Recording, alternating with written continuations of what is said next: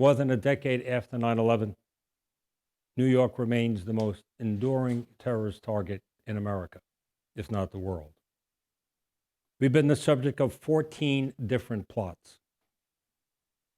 It's essential that the police department's efforts to defend against terrorism be proactive, that we find those who are in the earliest stages of planning violent acts. Now, contrary to what some in the media have alleged, we're authorized by law to do precisely that. Since 1985, the police department has been subject to a set of rules known as the Handschu guidelines, which were developed to protect people engaged in political protest. After 9/11, we were concerned that elements of the guidelines could interfere with our ability to investigate terrorism. In 2002, we proposed to the federal court that monitors the agreement that it be modified, and the court agreed. We imposed on ourselves the strictest interpretation of political activity by treating every terrorism investigation as being subject to Handschu. Let me also say that no other police department in the country is bound by these rules, which restrict police powers granted under the Constitution.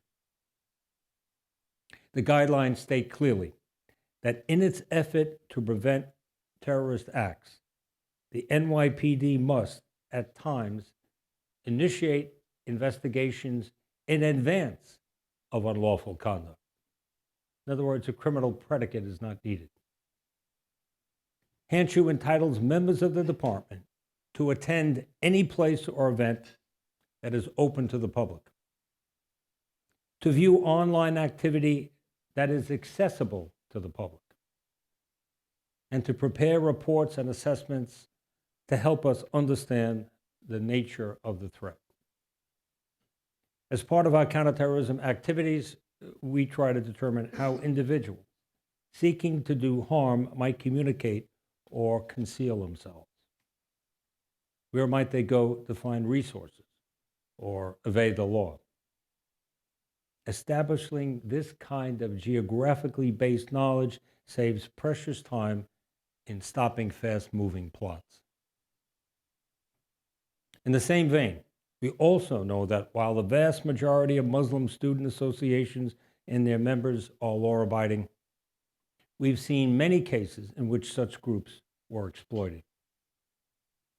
Since 9/11, some of the most violent terrorists we've encountered were radicalized or recruited at universities. In 2006, after a series of al-Qaeda plots involving university students and members of Muslim associations in the UK, we began a 6-month initiative to search open sources for signs of such activity in our area. We did not look at these groups on the basis of their religious affiliations. We looked at their public communications on the basis of examples like the 2005 London transit bombing and the 2006 plot that detonated explosives on transatlantic airliners, both of which involve active members of Muslim student associations in Britain. In order for the department to follow up on a lead, conduct a preliminary inquiry, or launch a full investigation, the Handschu guidelines require written authorization from the Deputy Commissioner of Intelligence. An internal committee reviews each investigation to ensure compliance. And every single field intelligence report generated through an investigation is evaluated by a legal unit based in the Intelligence Division.